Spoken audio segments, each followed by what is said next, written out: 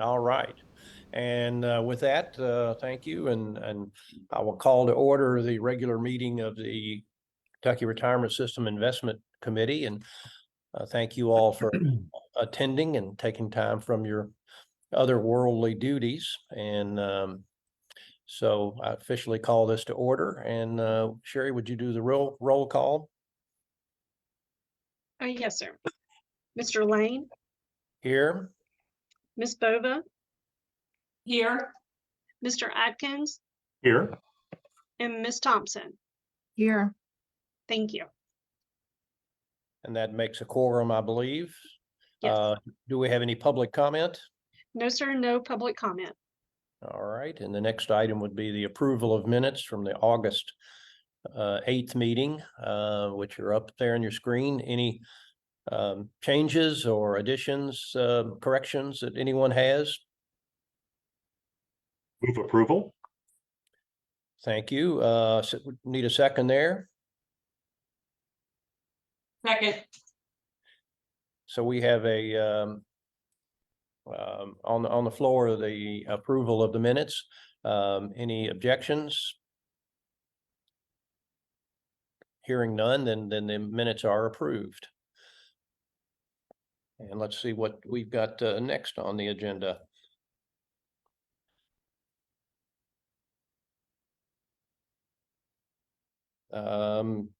Steve, I believe you're up now with the quarterly investment review. All right, thank you. First we'll cover the investment budget. Sherry, if you can move to the next page, please. Thank you. Good morning, everyone. Providing a brief update on the investment budget through the first quarter of the new fiscal year. Fiscal year to date, expenses are running in line with the budget. Through the first quarter, we have spent 17% of the amount budgeted for the full fiscal year. Legal expenses are running significantly under budget, but it's anticipated those will rise in the second half of the year as litigation moves forward. Again, those tend to be pretty chunky. So we'll have a period where we'll see, as we did in the last quarter of last fiscal year, elevated expenses. I would also note that on this budget, the Solovis bill sticks out a little bit. That bill is paid a year in advance, so we've already paid for the entire fiscal year. We also were required to amend the agreement to accommodate some data requirements that we negotiated with Solovis, which were necessary for them to perform that independent performance calculation and reconciliation that we've been working with them on. So they needed it had to be a change and an amendment to the contract, which resulted in a slightly higher cost year over year. We also added one new service provider during the quarter, Oxford Economics, who provides macroeconomic and asset class research. That is reflected in the miscellaneous line item under contractual services. No questions. We can move quickly to page 10. Page 10 is the investment fees and expenses by asset class. And I would note, while the fiscal year 21 information is labeled as fiscal year to date, is actually for the entire fiscal year 2021. So it does look out of line there with the other three columns, but that's because it's the entire year and not just the first quarter of the fiscal year. The largest changes from the prior fiscal year have been the increases in the performance fees for specialty credit and private equity portfolios, and that's consistent with periods of stronger performance for those asset classes. We've also seen a sharp rise in miscellaneous expenses for strategies that rely on credit facilities, and that's really driven by, as we're all aware, the sharp rise in interest rates and the cost of those credit facilities. We are continuously evaluating management fees, both independently and with data that Wilshire provides. So we rely on Wilshire for peer data for what our peers are paying for asset classes and for managers. We were recently able to successfully lower base fees and restructure a fee schedule for a number of mandates. And coupled with the greater focus on co-investment opportunities and historically higher fee asset classes, as well as increasing assets managed in-house, we anticipate lowering the all-in non-participating, so that would be non-performance related fees that the systems are paying. Dave has mentioned previously, and we've discussed that we are working on a project with CEM that includes benchmarking the investment management fees we're paying compared to our peers, both on an absolute asset class basis as well as relative to performance achieved basis. So it's going to look at a couple of different metrics. I think that'll provide some really good information and additional transparency. Some feedback we've have received on specifically on this part of the investment budget that we're going to start implementing is we're going to look at, and I think Ramsey has mentioned a couple of times, a basis point charge. So we're going to annualize basis point fees for asset classes to show really where the higher asset class, where fees are higher in certain asset classes. If we look across this data just for the first quarter of the fiscal year, it should be pretty evident for core fixed income that tends to be a lower cost asset class. Our investment fees there range about 10%. Now that includes internally managed assets as well, which will bring down that overall total. For public equities, we're paying about 20 basis points annually across all of our mandates. Again, that accounts for assets that are managed internally where there are no explicit investment management fees charged. As we move up that scale, we look at specialty credit. Specialty credits, again, the base fees tend to be around 50 basis points. And then we have the participating or the performance related fees, which will vary over time. Currently, those are running about 115 basis points. And then you'll notice in that category that miscellaneous fees and expenses, that's pretty high relative on a historic basis. And again, that's related to a lot of those mandates utilize credit facilities for management of the strategy. And as rates have risen, especially on the short end, the cost of those credit facilities has risen pretty substantially. So with the next quarter, I anticipate being able to provide something. We're still thinking about the best way to show that to kind of give an apples to apples comparison, on an annualized basis point charge, which is how I think most of us traditionally view fee arrangements. So we should have something for you in the next quarterly report. I'll pause there and see if there's any questions on the investment budget.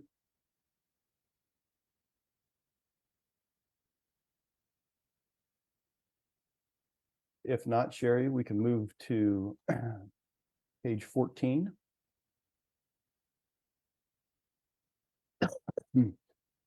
Markets struggled for direction during the quarter as they faced numerous headwinds, as evident by the performance during the quarter. Simultaneous declines in equities and bonds driven largely by markets recalibrating the likelihood of U.S. interest rates remaining higher for longer. During the quarter, the FOMC increased their overnight rate by 25 basis points, targeting a range of 5.25 to 5.50. More importantly, they reported a median outlook for rates of approximately 5.6% by the end of 2023 and maintaining that level through the calendar year 2024. Economic data during the quarter was mixed. Consumer prices ticked higher as the CPI rose 1% for the 3 months ending in August, and the 1 year period the CPI was up 3.7%. Job growth showed signs of slowing, with an average of only 150 jobs a month added during the 3 months ending in August. The unemployment rate ticked up at 3.8% from 3.7% in May, and wage growth also moderated, which was well received by the Fed, to 0.2% in August. So again, it was fairly mixed economic data over the quarter. Subsequent to that, we've had a number of different prints across economic metrics that have clouded the picture further. As we saw, I think October saw some interesting prints, especially on the jobs front and the strength, the resilience in the job market. That's come off a bit here as we've entered November.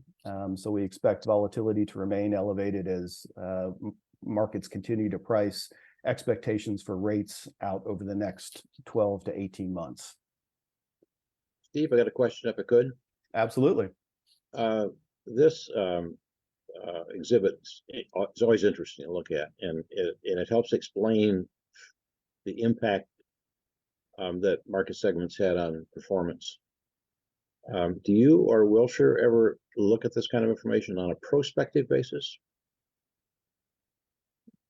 We do. And I'll give you an example, and I'm not suggesting REITs, but REITs are at the top or the bottom. You can almost I don't want to say time them, but they seem to cycle. And is that any way of used in decision making? I think on the prospective basis, in fact, if we turn to page 15, this is part of the work that we do with Wilshire and the input that staff provides when we consider asset allocations, when we consider where we're deploying capital, and what our outlooks are for specific markets. I think the caution with, and I'm sure Wilshire would agree with, asset class assumptions. They provide both insight into recent asset class performance. So there is a tendency for reversion to the mean type of behavior with asset classes. There's whole strategies built around the dogs strategy that you invest in the underperforming strategies. You buy the losers, sell the winners, in expectations for reversion to the mean. So recent performance will have a significant impact on expectations of future performance. There's also, within those asset class assumptions, there's baked in dependency on yield and growth, as well as I mentioned the recent valuation changes. So as we can see here in this most recent Wilshire asset class assumptions, it's not surprising that the return expectations have risen modestly since the last time this was presented, which was June. And that reflects, the weakness as of the end of September, the weakness across markets during, the first quarter of this fiscal year. As an example, assumptions for global equities are up 50 basis points. Core bonds were up 75 basis points. Private credit was up 60 basis points. And again, those are projections of what the returns will be over 10-year periods or longer. And that really has to do with recent performance as well as the change in yields. As we've seen, if we extend this asset class assumption discussion further, the real rise in these has been in any asset class that has some yield component to it. And that's consistent with the very rapid and sharp rise in interest rates that we've seen since we came off of the ZIRP environment. So zero interest rates, which we lived through for so long, that's obviously not the reality of the world currently. So any asset class, core bonds specifically, with a yield component to it, the return expectations have risen pretty substantially. From our standpoint, I think we look at historical performance more in terms of drivers of that performance and what the landscape currently looks like, and what that kind of goes into our expectations. I'm less of a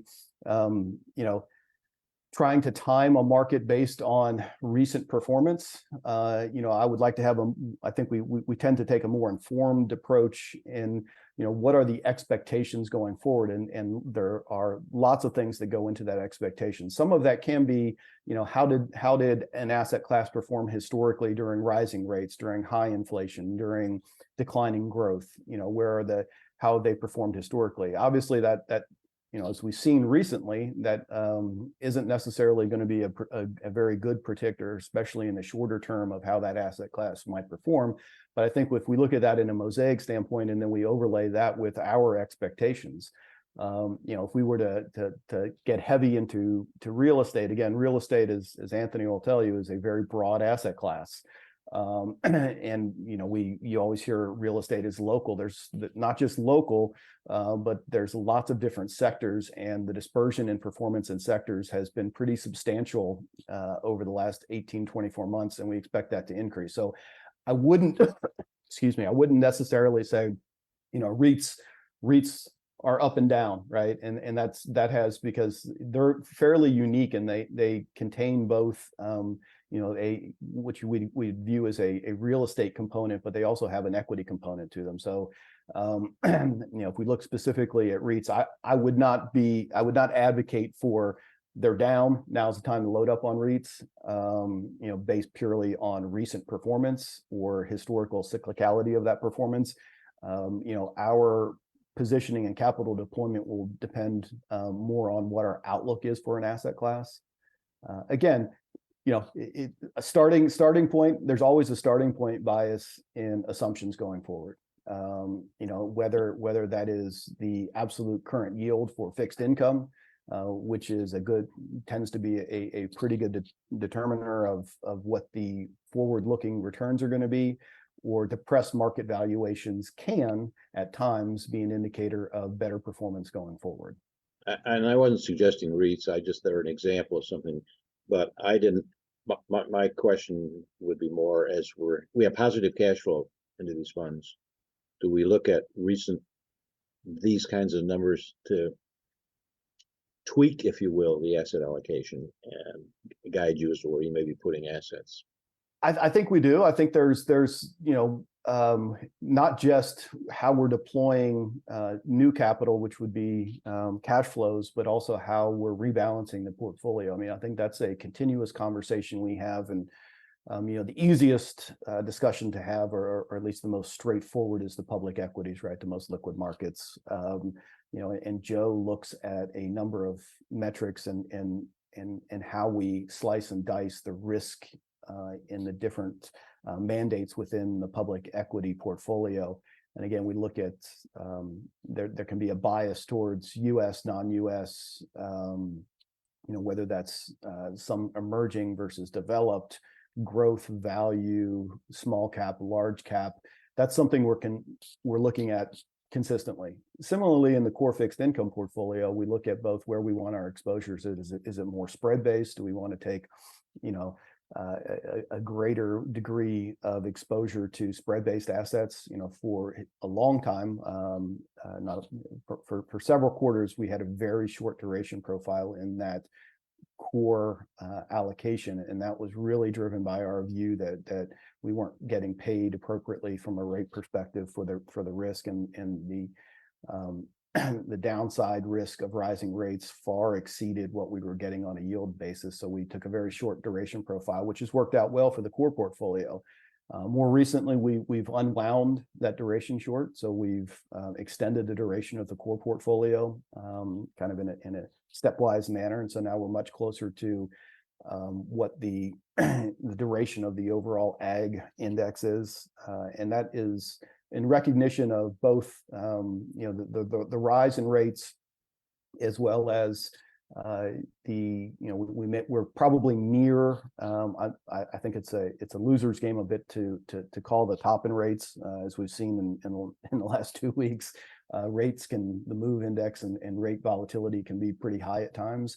So we're not necessarily calling that we cycle peaks, but we think we're near cycle peaks, and we think that the appropriateness of the yield that we're able to achieve with that duration profile is much more appropriate than it was 24 months ago. We also believe that portfolio can, as it has historically, act as a ballast. You'll see typically in times of economic weakness, that tends to be the safe haven. Core fixed income is one of the safe haven assets. And that can mean, as we've seen, a significant decrease in yields, which is a price appreciation for the portfolio. So we benefit from the longer duration there. Steve, I'll just add maybe 2 sentences or so to what, Sure. Supporting everything you said, and to Dave's point about where to deploy capital. And, Steve said it well. It's a challenging thing to do, even when you look at recent valuations and what looks really attractive. And I can tell you these assumptions we're looking at here are our forward-looking 10-year assumptions. But even in the short term, our entire investment team spends just literally days every quarter evaluating where we think there might be the ability to take a little bit of advantage of valuations in the short term. And there's a tremendous amount of risk management that goes into that evaluation, and it is still incredibly hard. So it sometimes looks like it's so logical, but there's we just put hours and hours and hours of research into that, and sometimes take very tiny risk controlled decisions where we're actually managing with discretion. And even those, you have to really dial in, knowing exactly how much risk you're going to take, because you can so easily be off for 6 months to a year, who knows how long. Yeah, I'm sure those debates internally are similar to the debates that we have as a staff, and yours is done at a much broader level. But that's, that to his point, that's a continuous discussion. And markets obviously change daily. That's part of when we look at our, the asset allocation and the ranges in the IPS. That's the discretion that we view that you've granted staff in consultation with Wilshire as to where. Both from a deployment of new capital as well as to rebalancing existing capital, where we can look to add value to the systems. Yeah.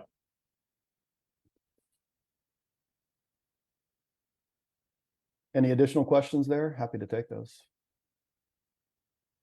If not, Sherry. Yeah, as we go through this, when we're kind of at the phase of you've been working on the framework with Wilshire and internally. And I think I made some comments, and I think we're moving a little bit that way.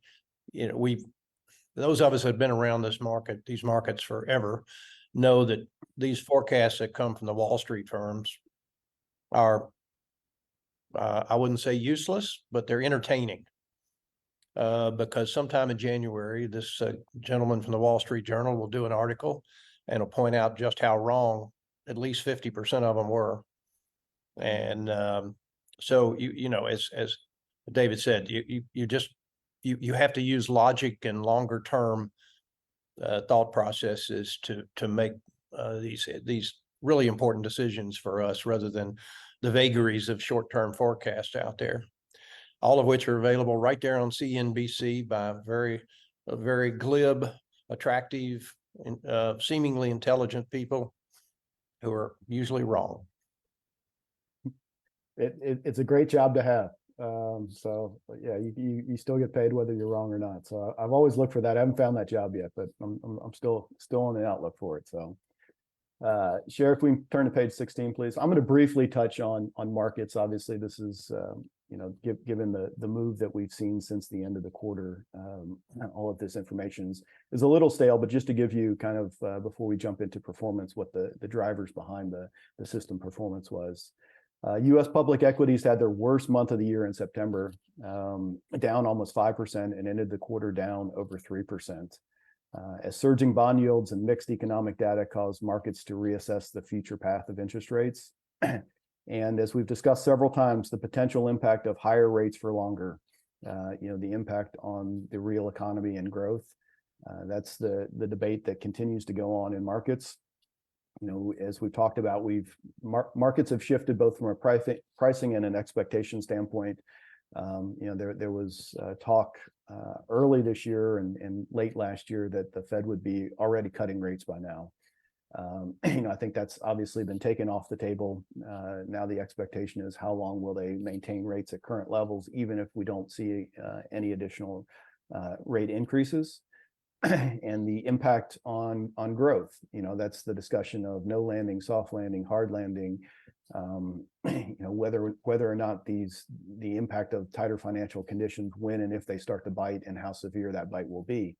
The caution that we've had, and I think Wilshire has discussed this in the past as well, is given the pace and the size of the increase in rate and the speed at which it increased. We talk about both on an individual level, on a consumer level, as well as on a corporate level. The impact of the magnitude of those tightening financial conditions have yet to really be felt to a large extent.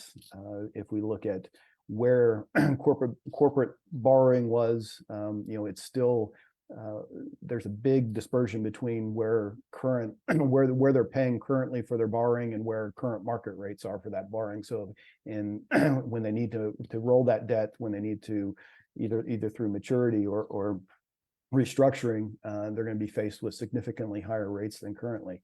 You see that anecdotally on the consumer front as well. There's a lot of discussion about the amount of mortgages that are currently locked in at extremely low rates and what that's doing to volumes. It's difficult to transact in the individual mortgage market when you have a rate that is substantially below current levels, and that affordability index. So that's really deterring the amount of volume, the turnover in the housing market. So that's what we see at the individual level. We see consumer debt is starting to rise after depleting consumer savings. And as that rises, they're faced with substantially higher rates than what they had experienced in recent history. So ultimately, we feel that that's going to have a bite. It's going to, that those tighter financial conditions, both the ability to borrow as well as the rates that are going to have to be borrowed at are going to impact negatively growth. So we're cautious from a size perspective during the quarter. Large cap outperformed small cap, while growth stocks underperformed value during the quarter. Despite the pullback during the quarter, U.S. equities remained up 12.5% calendar year to date, with large cap growth dominating up almost 25%. We've talked about this before, the breadth of the market, which tends to be some people view as a measure of health of the market. And while the contribution to market returns from what has been coined the Magnificent Seven has declined from earlier this year, that market breadth remains very narrow, with these stocks accounting for 76% of the year-to-date returns. So breadth remains very narrow. Taking out those stocks, public equities would not show nearly as well as they still are year to date. That tends not to be a very healthy sign. The participation in the increasing in equity prices has not been very broad. And I think that has to do partially with, as we mentioned, the earnings, while they've so far are still reporting coming in fairly strong. I think the outlooks have been what has been dialed back from an earnings perspective. So the expectation, at least on the corporate level, is that sales are going to slow. While costs potentially have the increase in costs have been mitigated. I think the impact on slower growth in sales is what the expectation on the corporate side is. Page 17. Excuse me. There we go. Performance results for non-US equity markets were negative for the quarter, with all major regions declining. Developed underperformed emerging, and value outperformed growth.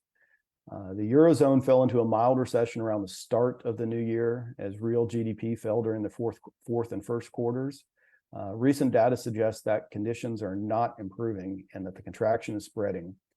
Germany, the Eurozone's largest economy, continues to suffer due to sustained decline in demand for goods and services. And despite the growth deceleration, company earnings have come in ahead of expectations outside of the US. And as I mentioned, that's primarily driven by supply chains normalizing, which has led to reduced input costs, which has bolstered earnings. Again, that's current earnings. Expectations for future earnings have been dialed back as we continue to expect slower growth.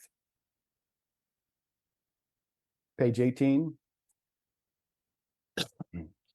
Core fixed income failed to provide a safe harbor during the quarter, falling 3.2%. That's that ballast argument. The yield for the US 10-year benchmark rose by 73 basis points in the quarter to its highest level since 2007. Driven by a 59 basis point rise in the real yields. The yield on the 2-year Treasury, which is highly sensitive to expectations for Fed fund rates, started the quarter at 4.90 and closed September at 5.04. Yields rose further on the long end of the curve, with the 30-year bond, which tends to be highly sensitive to changes in longer-term economic expectations, increasing from 3.86% to 4.7%. That flattened to a degree the inversion in the curve that has gripped markets over the last several quarters. Again, as we know, that curve inversion people point to as a predictor of potential future recessions. It's been a fairly reliable indicator, not at all times, but that's certainly something that people are cognizant of and keeping a close eye on. Corporate bonds were the best performing spread sector for the quarter, generating 84 basis points of excess return. CMBS was next, outperforming similar duration treasuries by 35 basis points. And ABS rounded out the top three, closing the quarter, generating 29 basis points of excess return. Page 19, Sherry. U.S. high yield bonds saw their worst monthly total return since February. Again, as resilient economic data and hawkish Fed commentary drove interest rates higher.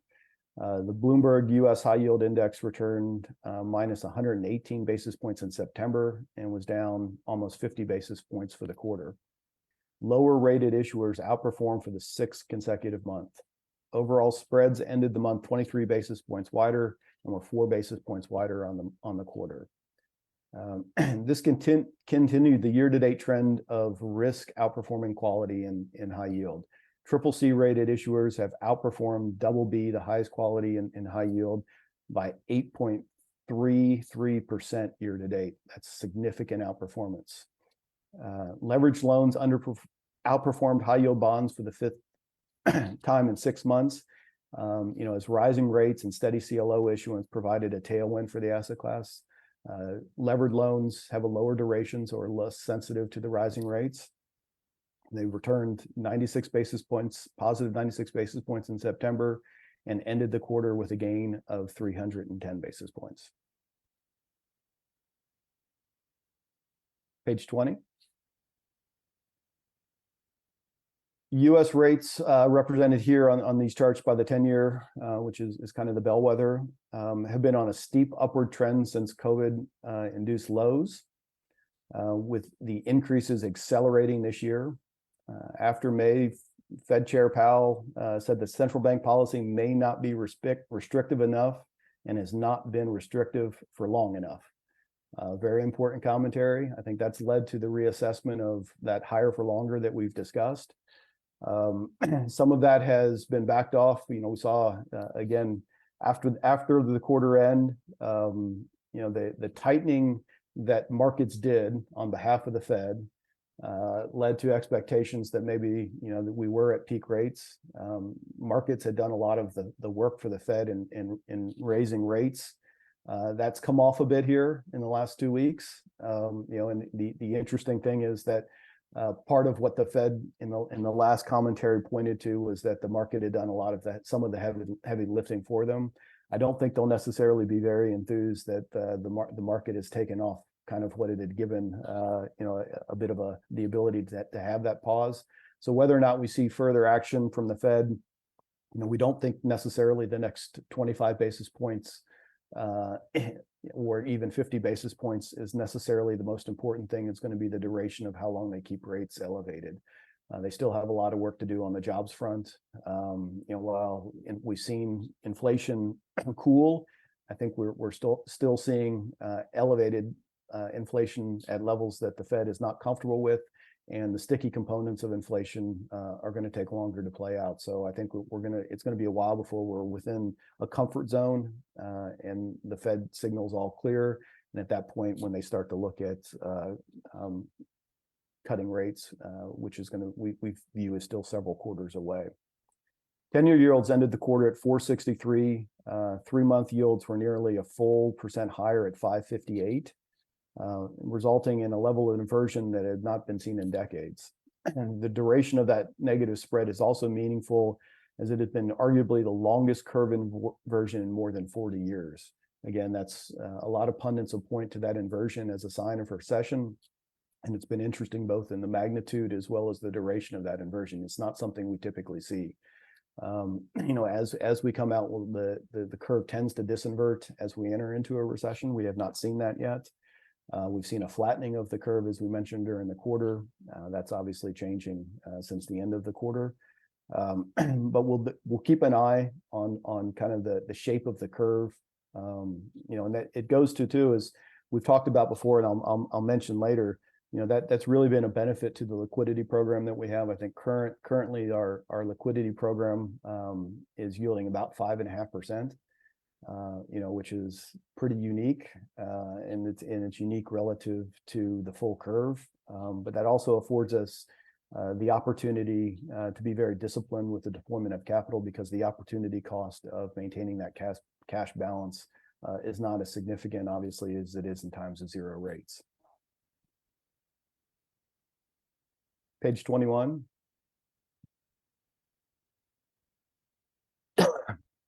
Real GDP growth is moderated this year. As of the end of the quarter, growing 2.1% during the second quarter. So that was the commentary at the end of the quarter.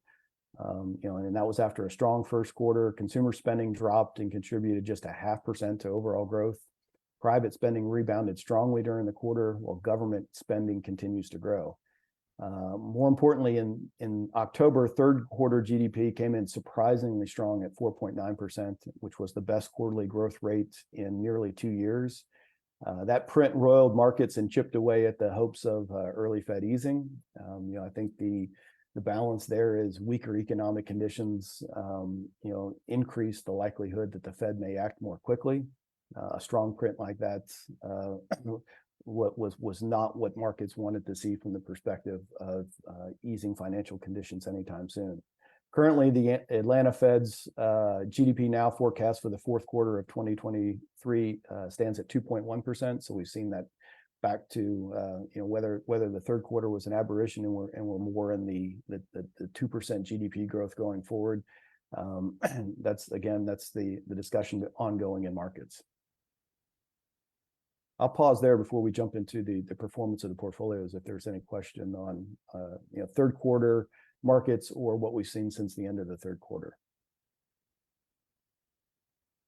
If not, Sherry, we can go to page 31, please. Thank you.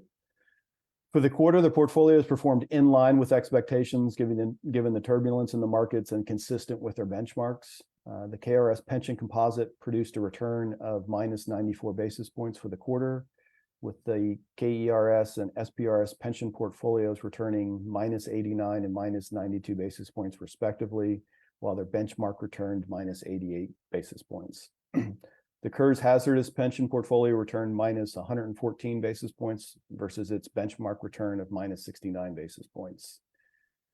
The KRS insurance composite produced a return of minus 123 basis points for the quarter, with portfolio performance ranging from minus 108 to minus 130 basis points, and underperformed the blended benchmark, which returned minus 69 basis points.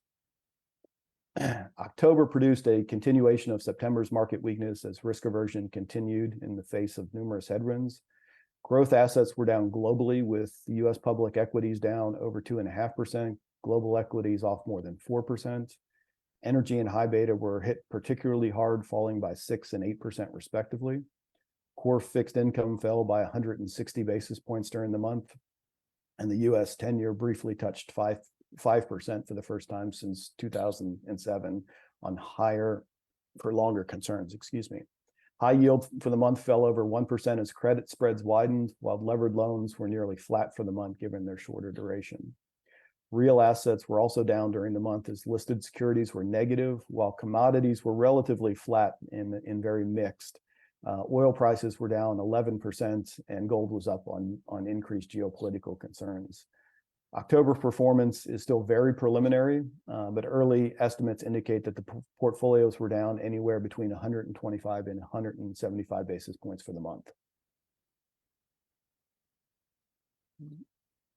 Page 38, Sherry, please.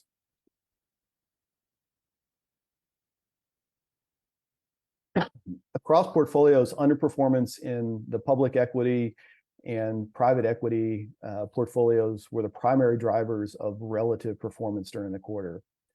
While public equity portfolios suffer from stock selection and style bias, the relative underperformance of the private equity portfolio was primarily due to that misalignment of timing and benchmark.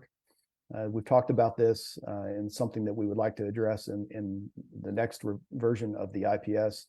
The current specified benchmark of the Russell 3000 plus 3% based on a quarterly lag benefited from the strong performance of the public equity markets during the quarter that ended June 23rd.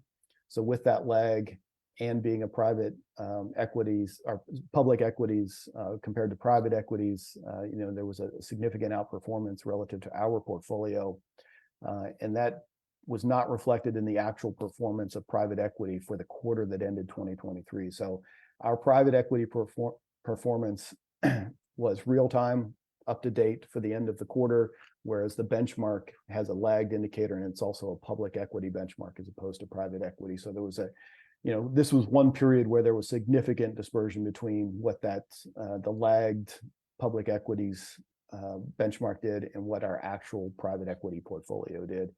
Our private equity portfolio performed more in line with broad private equity. So I don't think we look at individual mandates, but as a whole portfolio, that portfolio performed more in line with private equity markets. The underweight to real return was also a modest drag on performance, as it was one of the few asset classes that in aggregate posted positive performance for the quarter. Outperformance in core fixed income, as we've talked about several times, was the largest positive contributor to performance during the quarter. And as of September 30th, we had maintained our overall short duration profile, which outperformed significantly as rates rose. As I mentioned, since the end of the quarter, we've been rebalancing the core portfolio to lengthen to duration, as we view all-in yields to be fair and more compelling, given that we're near or likely near the cycle peaks. The overweight in specialty credit was also a positive contributor to performance, as it outperformed on a relative basis and was one of the best performing asset classes during the quarter. For portfolios with overweights to cash, that was also a positive contributor to the quarter. Again, as most markets were produced negative performance, cash, as we've mentioned, is both was positive as well as had a very attractive yield. Page 50. Again, some of my favorite Wilshire graphs. I would caution that quarterly pure data tends to be a little bit less robust than, and that's not just with Wilshire, but across different sources that we look at, less robust for periods that aren't fiscal year ending. So both the amount of data and the timing of receiving that data is not as good as it is at the end of fiscal years.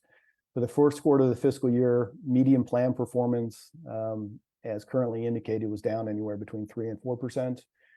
I think we're continuing to see numbers come in for quarterly data for peer performance. That may change. Again, that was significantly driven by exposure to private asset classes. Metrics for shorter periods, as we know, exhibit a significant timing dependency. We've talked about that kind of in the asset class assumptions. As the 12-month ending September 30th was a period of strong performance, again encompassing the end of we rolled off some poor performance and added some stronger performance. So you'll see that what we saw for 1 year ending 9/30 was relatively strong performance.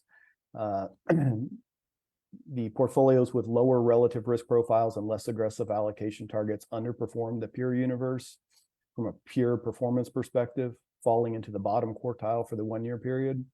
The portfolios with higher risk profiles continue to perform well compared to peers, with returns in the second quartile. Over longer periods, all of the portfolios have produced strong relative performance, with returns in top decile or first quartile over the 3 and 5 year periods. These levels of relative performance, again, have been achieved with much lower risk profile, as evident in the middle graph and table, that standard deviation measure. All the portfolios produce top decile risk measures over 1, 3, and 5 year periods. As we talk about this level of performance and risk combine into that third graph and column to produce top decile Sharpe ratios over time, which again is indicating that the plans are consistently producing very strong risk-adjusted performance. And that's what we really hang our hat on. We're provided kind of the parameters for risk given our asset allocations in the IPS that we work on with Wilshire, the board, and the investment committee. That's the parameters of risk that we are allowed to take. That's the discretion that we have. And within those bands of risk, the portfolios are consistently producing very strong risk-adjusted performance.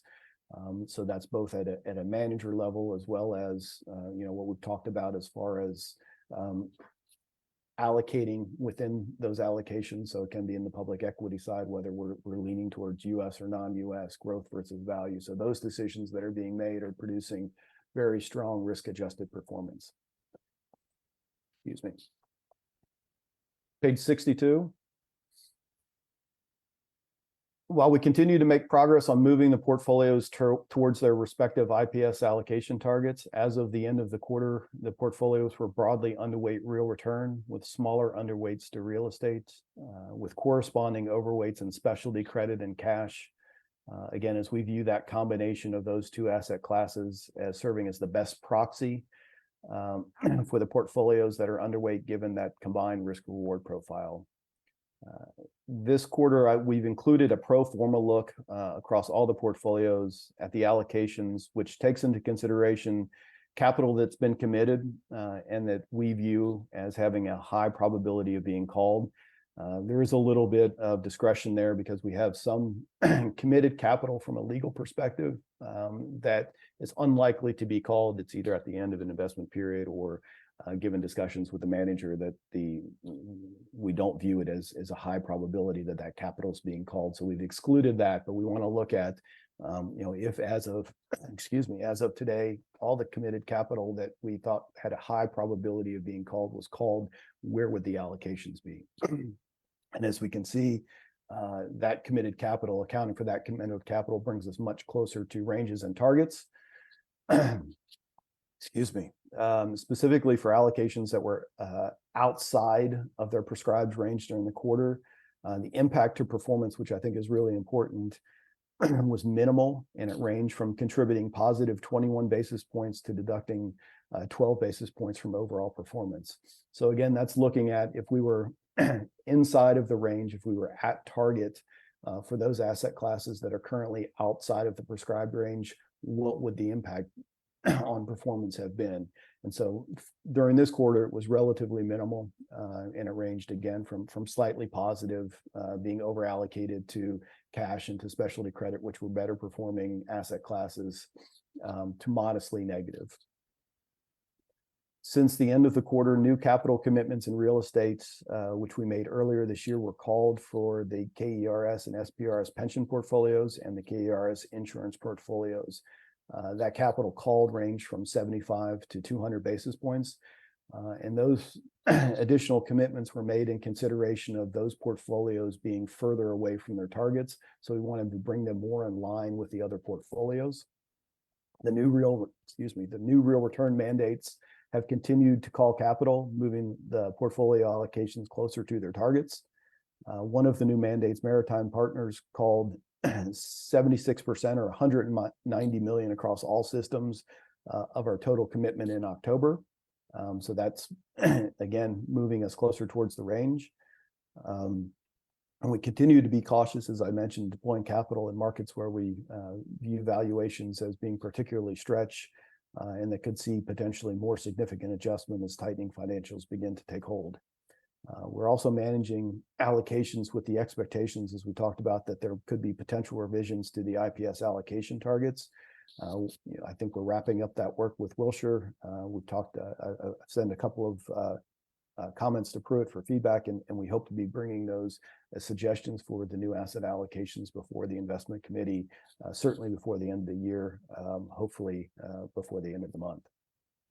And as I mentioned, the liquidity program is currently yielding 5.5%, which buffers the opportunity cost as we look to deploy that additional capital.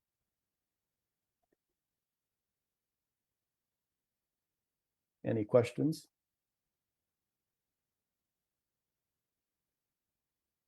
If not, I think we can jump to the compliance report, which is on page 78.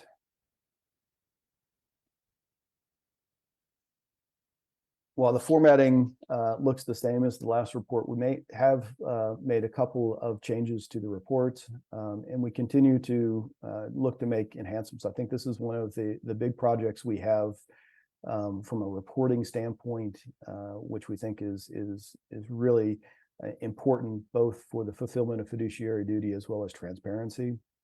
So we're in the process of doing a comprehensive review and reconciliation of the rules and restrictions that are in the BNY outsourced compliance module that we utilize. So we outsource that compliance function, or at least the testing function, to BNY. And they do that testing on a daily basis. And what we want to ensure is that all the appropriate statute, IPS, and individual manager guideline restrictions are appropriately coded and being tested. So that's a pretty big project. I mean, I think initially our review of the BNY compliance rules that have been coded, and again, that some of those are legacy. It runs to close to 1,000 rules. Obviously, not all of those rules are still appropriate. So we want to make sure that we're using the correct set of testing rules on a daily basis.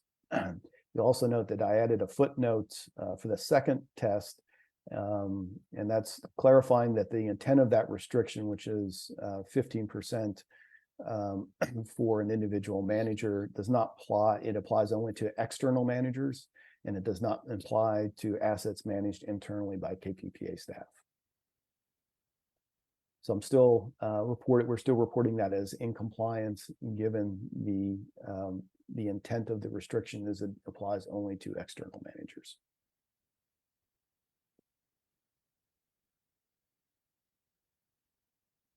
That's all I had. Happy to answer any questions.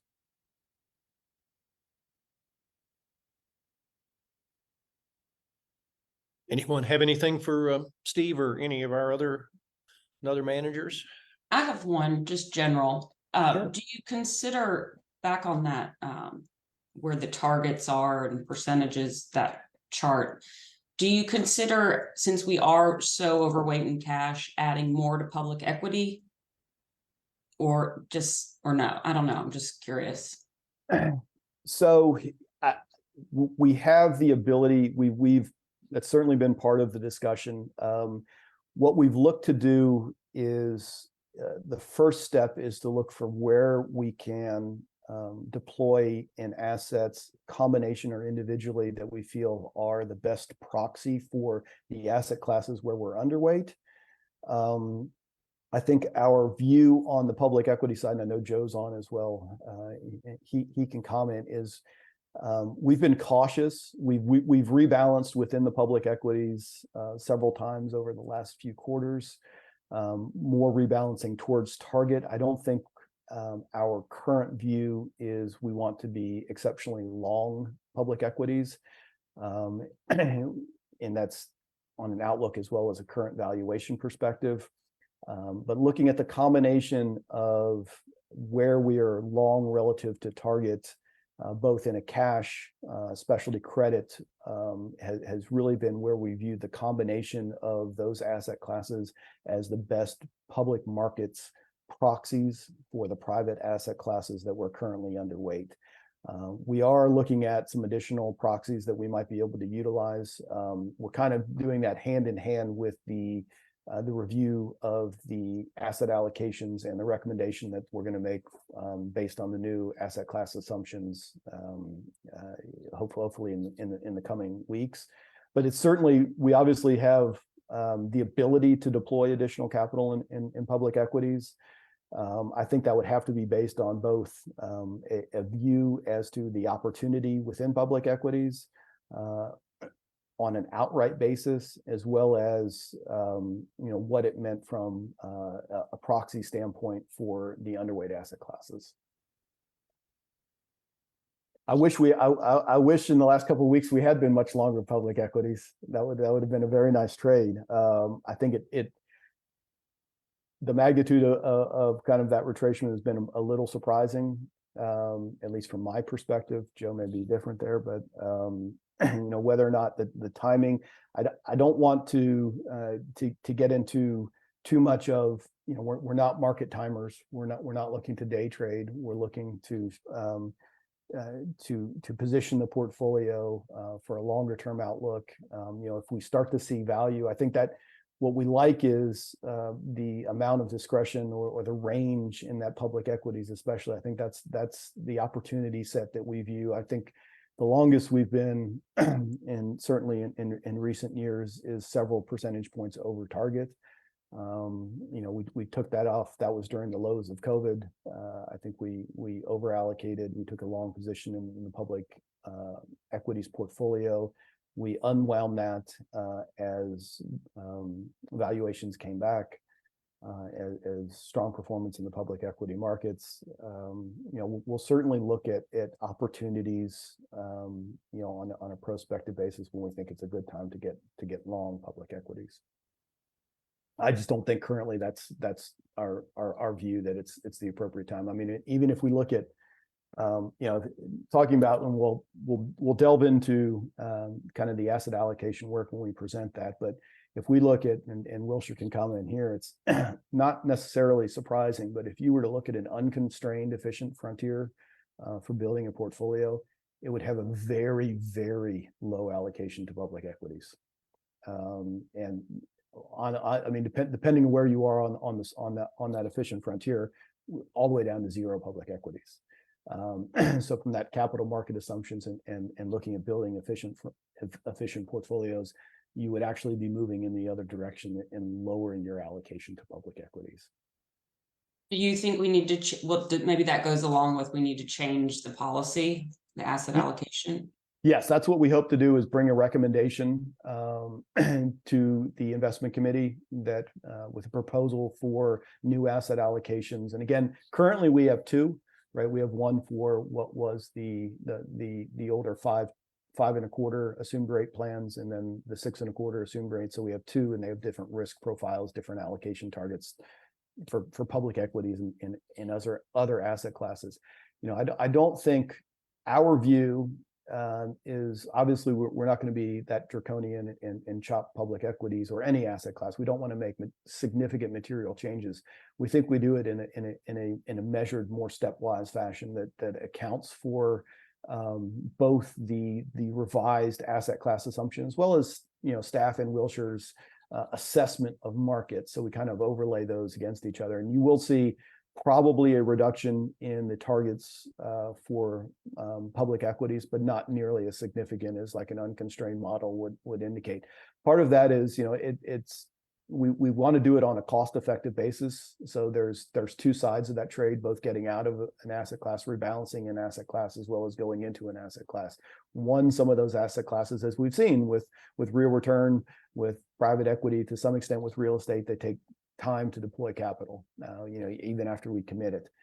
There's also a cost in moving, especially in more illiquid or at the extreme private asset classes. There's a cost in that rebalancing. So we want to minimize that.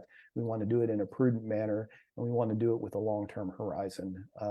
If we want to come back, we're supposed to review, we review the asset allocation based on those asset class assumptions, at least on an annual basis. And if there was material change, certainly we can make a recommendation to change the asset allocation this month, and then a year from now, 6 months from now, if there are material changes in expectations or views in the market, we could certainly make another change. But I don't think it's prudent to make drastic changes in our asset allocation, both from a cost and from a timing to implement standpoint. And Steve, just to add some color to that, if we were to look back, the last time we did the asset allocation, public pension plans were forced to take more equity and growth exposure risk to meet their discount rates, just based on what capital market assumptions look like at the time. Fast forward to today, where you had to take more of that growth exposure. Now's the time where we're seeing some opportunity where we can ratchet, take a little bit of risk off the table, still holding a portfolio that we want to hold in the long term. So I think when you look at where our assumptions are today, the equity risk premium over just core fixed income is as narrow as we've ever seen it. So that's something where we do want to leg in and take a little bit of risk off the table, but we want to make sure that we're holding a portfolio that is going to kind of stand the test of time. So getting more back to that quote unquote traditional 60-40 portfolio, where people have had to take more growth risk in the past few years, just based upon where yields were so low for such a long extended period of time. Great point. Thank you.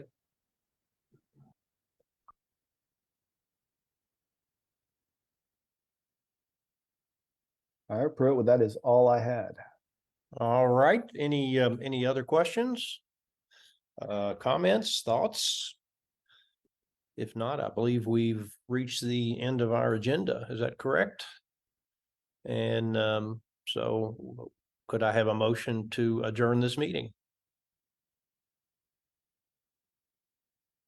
Motion to adjourn. Second? I did hear a second in there, I believe. So Second.